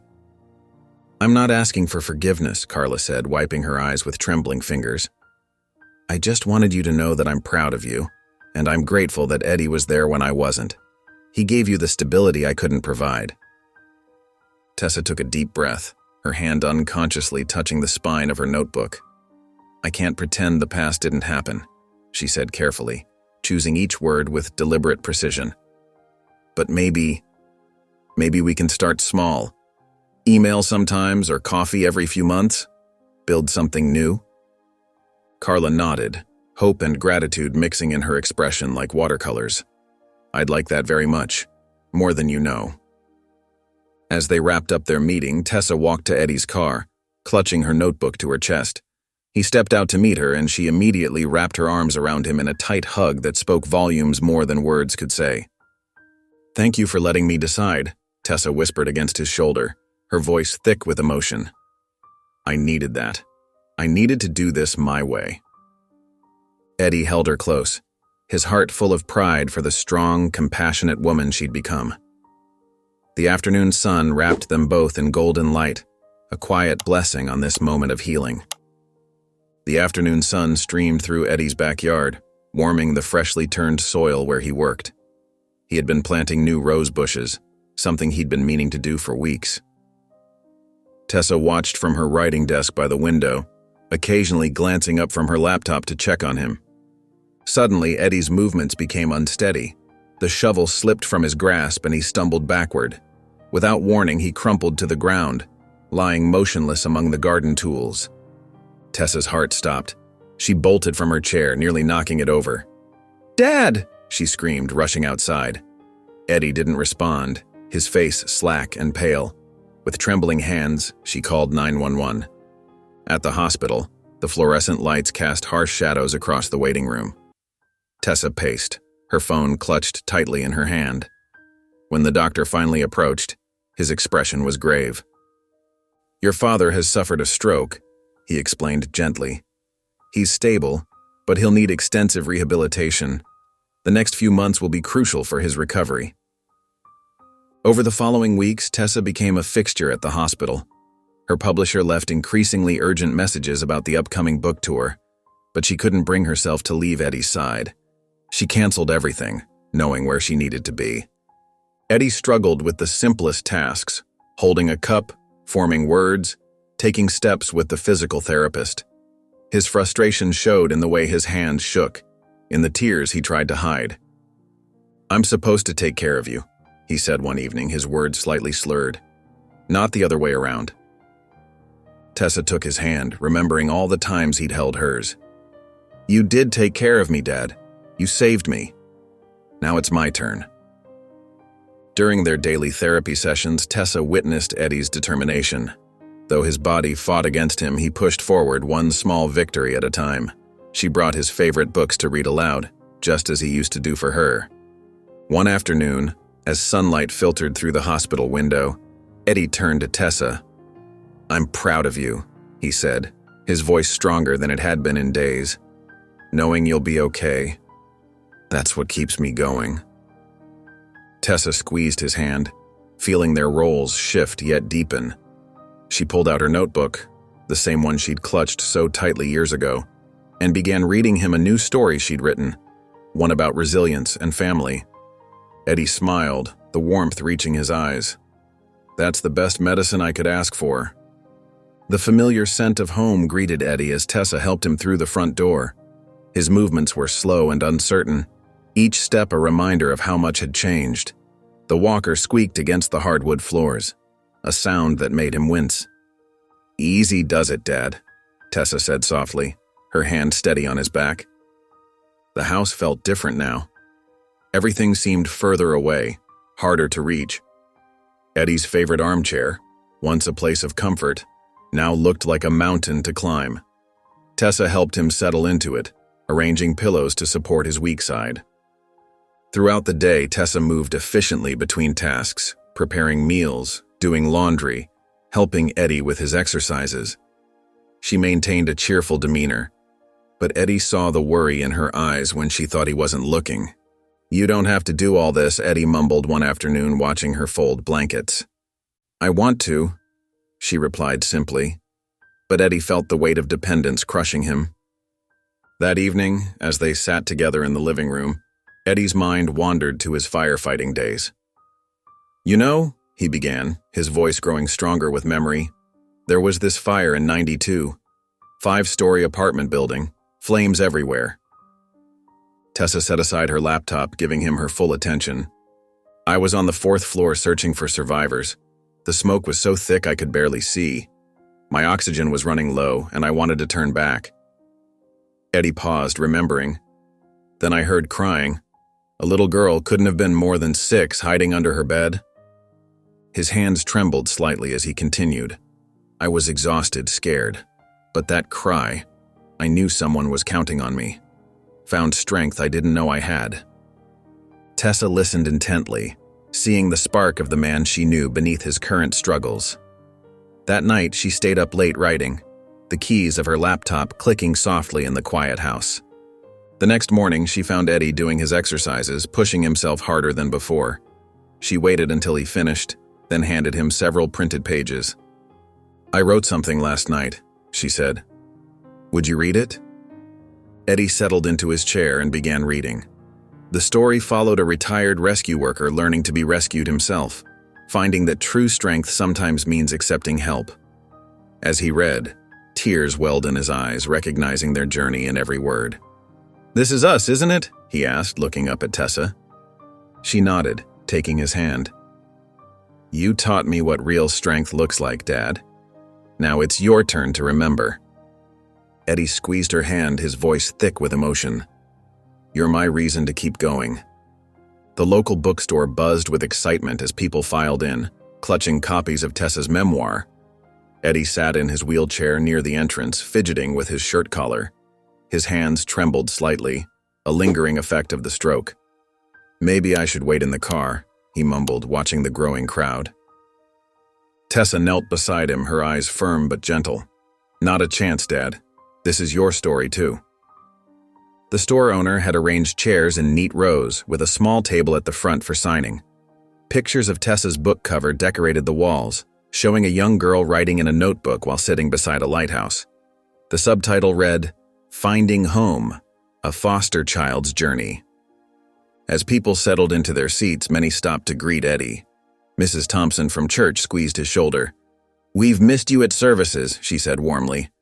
The local fire chief, Eddie's old colleague, gave him a firm handshake. Tessa took her place at the signing table, gesturing for Eddie to join her. He wheeled himself forward, feeling exposed under the bright lights. His movements weren't as smooth as he'd like, but Tessa pretended not to notice when he bumped the table slightly. "Thank you all for coming," Tessa began, her voice clear and confident. "This book represents more than just my story. It's about finding family in unexpected places." She glanced at Eddie, her eyes shining. "Many of you know my father, Eddie Grayson. What you might not know is that he saved my life, not in the dramatic way he used to save lives as a firefighter, but in the quiet moments. In the late-night conversations, the encouragement to keep writing, the unwavering belief that I mattered." Eddie felt his chest tighten with emotion as Tessa continued. "This book is dedicated to my father, the anchor of my life. He taught me that family isn't about blood, it's about choice. Every day he chose to love me, to fight for me, to believe in me. And because of him, I found my voice." The audience applauded, and Eddie noticed several people wiping away tears. As Tessa began signing books, a line formed that stretched to the door. Person after person stopped to share kind words with Eddie. "Your daughter's book changed how I think about fostering," one woman said. "You're an inspiration, Eddie," added another. "The way you stepped up for Tessa, that's real heroism." For the first time since his stroke, Eddie felt seen for more than his limitations. The pride in Tessa's accomplishments overshadowed his self-consciousness about the wheelchair, the tremors, the halting speech. As the crowd thinned, Tessa signed the last book and turned to Eddie. "Ready to head home?" Eddie nodded, his voice thick with emotion. "You make me feel like I've lived 100 lifetimes of purpose." The morning sun filtered through the trees as Tessa drove her father's car down winding country roads. Eddie sat in the passenger seat, his hands resting on his lap, curiosity evident in his eyes. The stroke had left him with a slight tremor, but his mind remained sharp as ever. "Come on, Tessa," he prodded gently. "At least give me a hint." Tessa grinned, keeping her eyes on the road. "Not a chance, Dad. Just trust me. It's a surprise you deserve." Eddie watched the landscape change from suburban streets to rolling hills dotted with trees. His daughter had been unusually secretive lately, making mysterious phone calls and disappearing for hours at a time. He'd worried at first, but the excitement in her eyes told him whatever she was planning brought her joy. After an hour's drive, Tessa turned onto a gravel road that wound through a thick grove of maple trees. As they emerged from the tree line, Eddie's breath caught in his throat. A pristine lake stretched before them, its surface glittering in the morning light. On the shore stood a charming cabin with weathered cedar siding and a wraparound porch. "Tessa," Eddie's voice trailed off as she parked the car. "Remember all those times you talked about retiring by a lake?" Tessa reached into her purse and pulled out a key with a small blue ribbon tied to it. "Well, welcome home, Dad." Eddie's eyes widened. "What do you mean?" "I used the royalties from the memoir to buy it," Tessa explained, her voice soft with emotion. "It's yours. Our weekend getaway spot." Eddie's hands trembled more than usual as he took the key. Tessa helped him from the car and walked beside him as they approached the cabin. The porch steps had been fitted with a ramp, one of many thoughtful details he noticed. Inside, sunlight streamed through large windows, illuminating a cozy living space. Tessa led him through each room, pointing out the special touches she'd added. A reading nook by the bay window held a comfortable armchair and lamp. On the wall hung some of his old firefighting photographs, carefully restored and framed. "Look at this," Tessa said, leading him to a shelf near the stone fireplace. His firefighting helmet sat proudly on display, alongside his badges and commendations. Eddie ran his fingers along the smooth wood of the shelf, remembering the years of service each item represented. "You thought of everything," he whispered. They made their way to the porch where a sturdy swing faced the lake. Tessa helped Eddie settle into it, then sat beside him. The gentle breeze carried the scent of pine and fresh water. "I never thought I'd feel this at peace again," Eddie said softly. "Thank you." Tessa squeezed his hand as they watched the sun's reflection dance across the water, sharing a moment of perfect contentment. The morning light streamed through the cabin's windows as Tessa paced nervously, clutching a folder to her chest. Eddie sat in his favorite spot by the window, enjoying his morning coffee and watching a pair of cardinals flit between branches. "Dad," Tessa began, her voice trembling with excitement, "I have something to tell you." Eddie turned, noting the familiar gleam in her eyes that always preceded one of her surprises. "What's on your mind, kiddo?" Tessa sat beside him and opened the folder, revealing official-looking documents. "I've established a scholarship fund in your name, the Eddie Grayson Scholarship Fund for Foster Children in Creative Arts." Eddie's coffee cup froze halfway to his lips. "You did what?" "It's for foster kids who want to pursue writing, art, music, any creative field," Tessa explained, her words tumbling out faster. "Kids like me who just need someone to believe in them."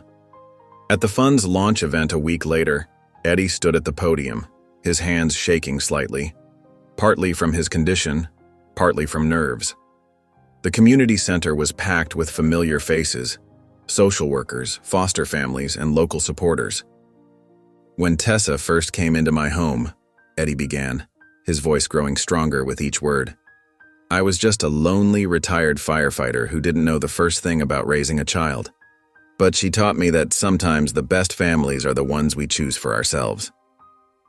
The audience listened intently as Eddie shared their story, the writing contests, the custody battle, the countless nights spent encouraging Tessa's dreams. When he finished, the room erupted in applause, people rising to their feet with tears in their eyes. After the speech, a small boy approached Eddie, clutching a worn notebook similar to the one Tessa used to carry. His foster mother introduced him as Marcus, the first recipient of the scholarship. "Mr. Grayson," Marcus said shyly, "I want to be a writer too, like Tessa." Eddie knelt down to meet the boy's eyes, remembering another child who once held her stories close to her heart. "Well, Marcus, how about we start by reading some of your work?" The boy's face lit up, and Eddie felt a familiar warmth spread through his chest, the feeling of opening his heart to a child who needed someone to believe in them. As they prepared to leave the event, Eddie turned to Tessa. "You've turned my life into something bigger than I ever imagined." Tessa smiled, squeezing his hand. "You did the same for me first." The Scholarship Fund event buzzed with energy as guests filled the community center's main hall. Eddie noticed Tessa checking her phone repeatedly, her fingers drumming against the podium where she would later speak. "She'll be here," Eddie reassured her, knowing Carla's promised attendance had Tessa on edge. "I know," Tessa replied, smoothing her blazer for the 10th time. "I just hoped this was the right decision." When Carla finally arrived, she lingered near the entrance, dressed simply but neatly in a blue dress. Her eyes darted around the room, taking in the Eddie Grayson Scholarship Fund banner and the photos of smiling foster children displayed on easels. The evening proceeded with speeches and presentations about the scholarship's impact. Carla remained in the background, occasionally wiping tears from her eyes as she watched Tessa address the crowd with confidence. After the formal presentations, Carla approached Eddie and Tessa with hesitant steps, her hands twisted together as she stood before them. "Eddie," she began, her voice thick with emotion, "I need to thank you. You gave Tessa everything I couldn't. Stability, support, love."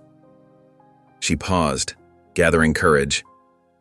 "You were the father she needed when I failed her as a mother." Eddie nodded, acknowledging her words without diminishing their weight. Tessa stood beside him, her hand finding his arm in a gesture of support. "I was so angry at first," Carla admitted. "Angry that someone else could give her what I couldn't. But seeing all this..." She gestured at the room, the scholarship recipients, the community that had grown around them. "You didn't just save her, you helped her become someone amazing." Later, Tessa and Carla found a quiet corner to talk privately.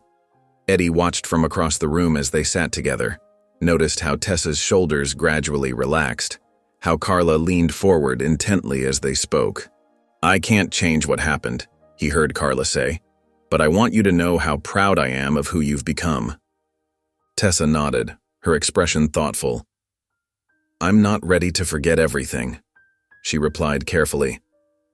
"But I'm willing to try moving forward. Small steps." As the event wound down, Carla exchanged contact information with Tessa, promising to respect whatever boundaries her daughter set. The three of them stood together briefly, an imperfect but healing family. Walking to their car afterward, Tessa wrapped her arms around Eddie in a tight embrace. "I wouldn't be here without you," she whispered. Eddie hugged her back, his voice gentle as he replied, "You've always been worth it."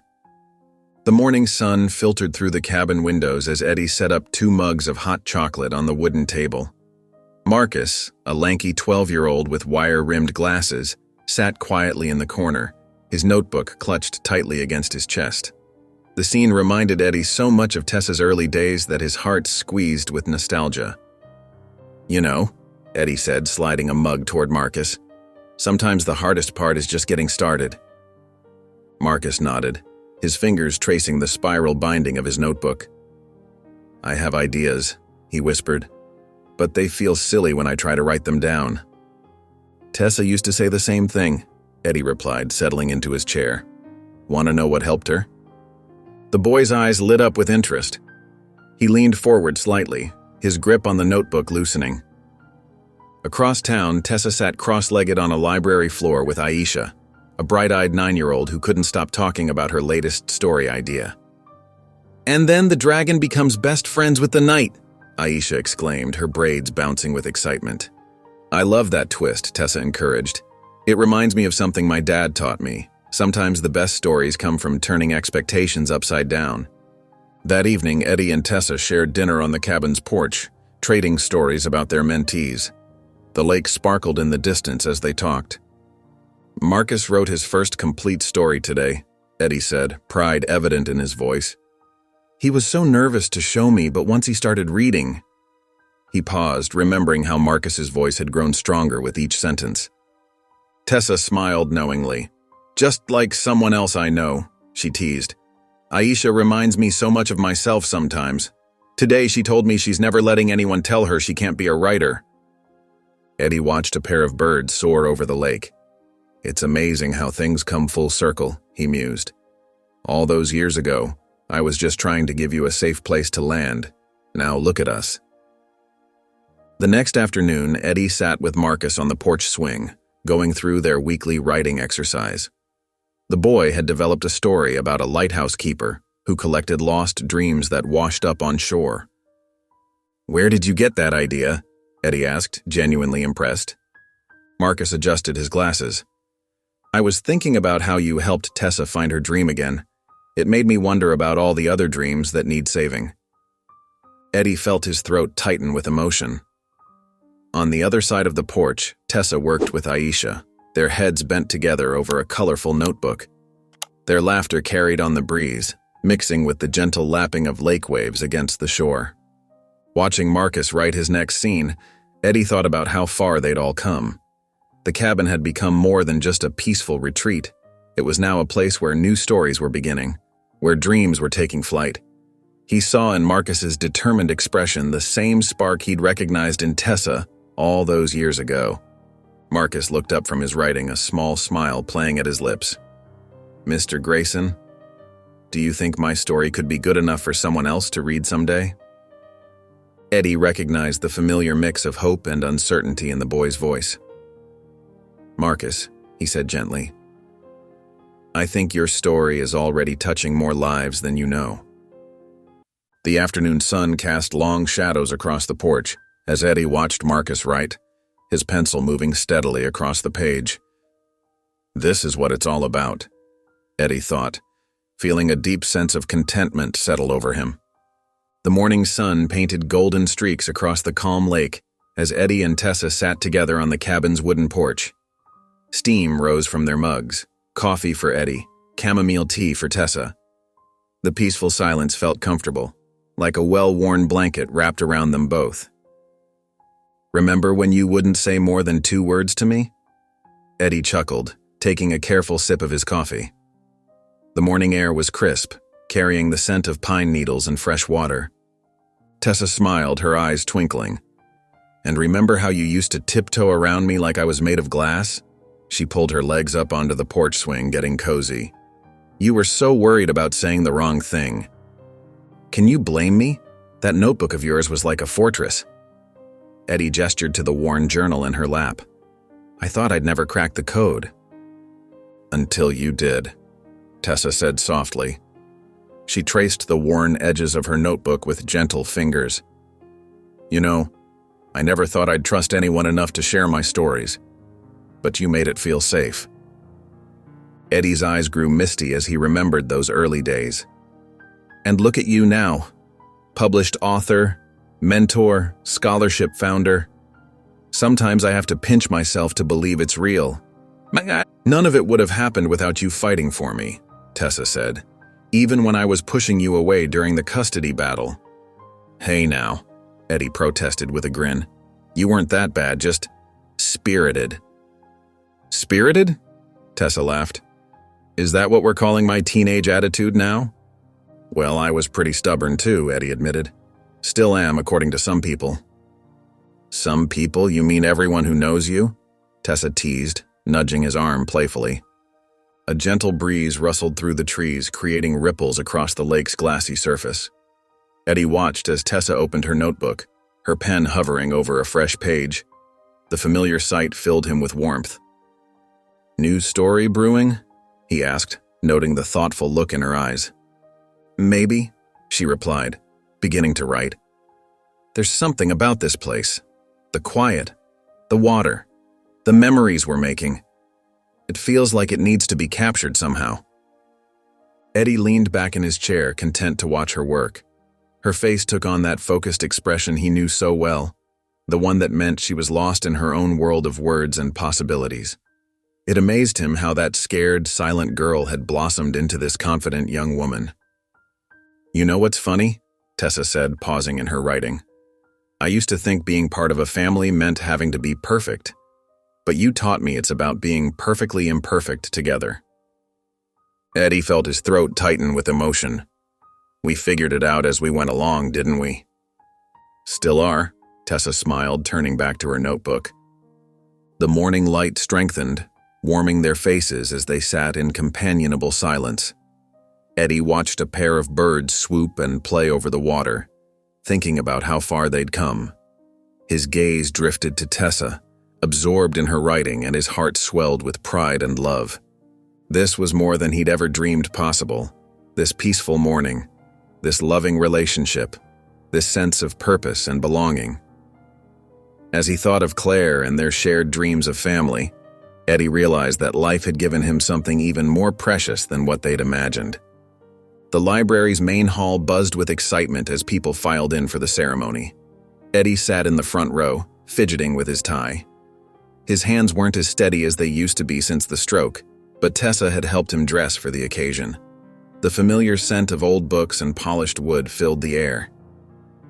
You okay, Dad? Tessa whispered, squeezing his hand. She looked elegant in her navy blue dress, her notebook tucked safely in her purse as always. Just nervous, Eddie admitted, his voice low. All this fuss over me. Mayor Thompson approached the podium, her silver hair gleaming under the library lights. The crowd fell silent as she adjusted the microphone. Today we honor a man who reminds us what true heroism looks like, she began.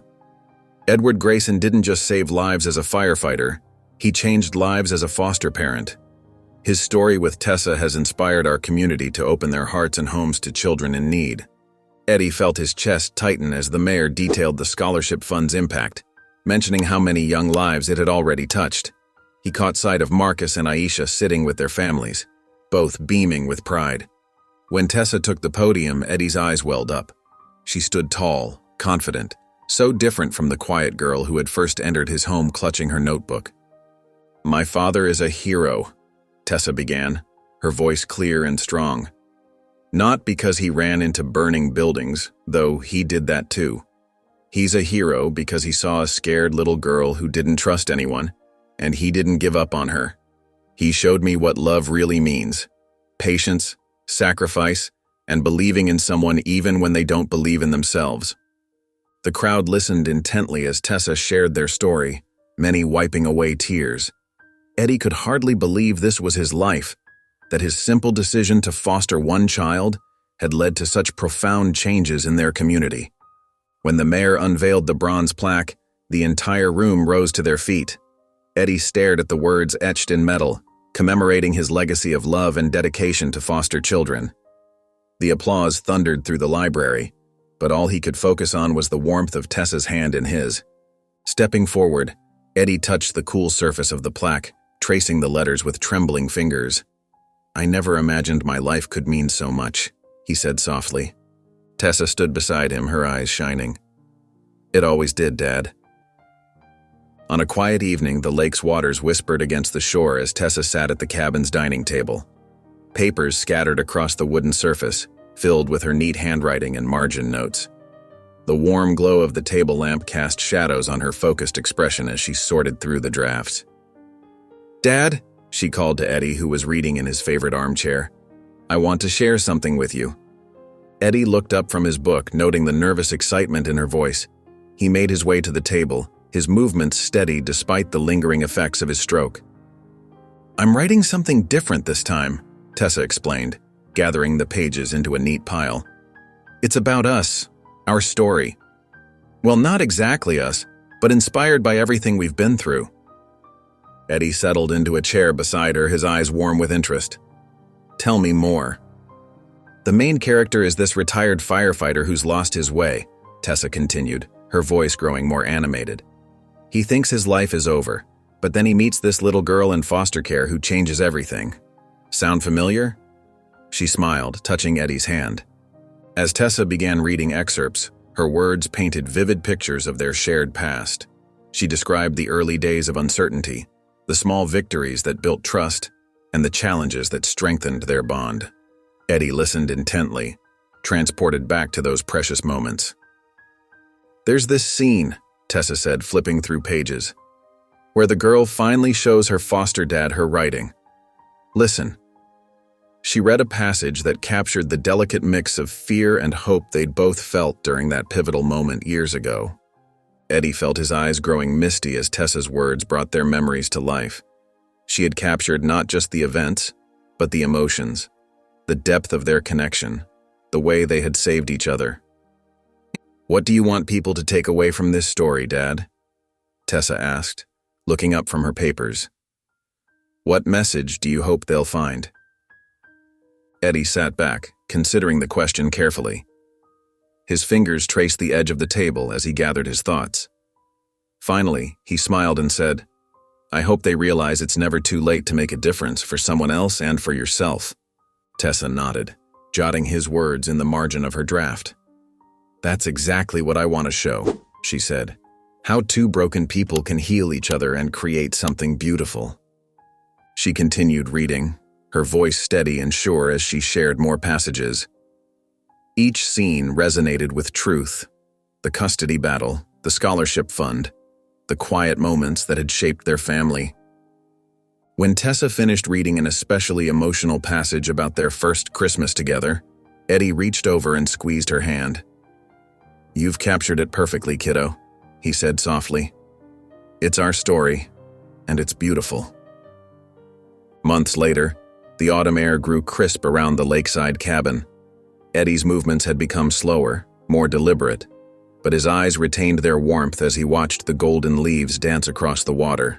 Tessa spent every moment she could with him, working from the cabin and ensuring his comfort. One peaceful afternoon, they sat together on the porch, wrapped in warm blankets. The lake stretched before them like polished glass, reflecting the setting sun. "You know," Eddie said softly, his voice carrying the weight of wisdom, "I've been thinking about everything we've been through." Tessa reached for his hand, squeezing it gently. "What about it, Dad?" "I want you to know, I have no regrets, not a single one." His eyes met hers, clear and certain. "You gave my life meaning when I thought I had none left. You made me a father when I'd given up on that dream." Tears welled in Tessa's eyes as she listened. Eddie continued, his voice growing stronger with conviction. "Every moment, every challenge, every victory, It was all worth it. You gave me purpose, kiddo. The weeks that followed were filled with quiet moments and shared stories. Tessa's family gathered at the cabin, filling the space with love and warmth. One peaceful evening, surrounded by those who loved him most, Eddie slipped away in his sleep, his face serene and at peace. In the months that followed, Tessa channeled her grief into finishing her novel. The words flowed easily now, as if Eddie himself was guiding her hand. She wrote of their journey, their struggles, and the profound love that had transformed both their lives. At the book launch, Tessa stood before a packed audience, her novel clutched close to her heart. Her voice carried clear and strong as she read the dedication.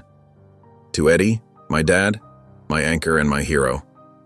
Thank you for giving me a life I never dreamed possible. The crowd wiped away tears as she continued reading, each word a testament to the man who had changed her life. Tessa felt Eddie's presence in every syllable, in every pause, in every breath. His love filled the room, as tangible as the words on the pages before her. As applause filled the auditorium, Tessa looked up toward the ceiling, her eyes bright with tears. "This is for you, Dad," she whispered. "I hope you're proud." The crowd's standing ovation washed over her like a wave, and in that moment, Tessa felt Eddie's love surrounding her, a constant reminder of their unbreakable bond. If you enjoyed the story of Eddie, I handpicked this next story that you will enjoy. Please don't miss this one. Click here to watch it.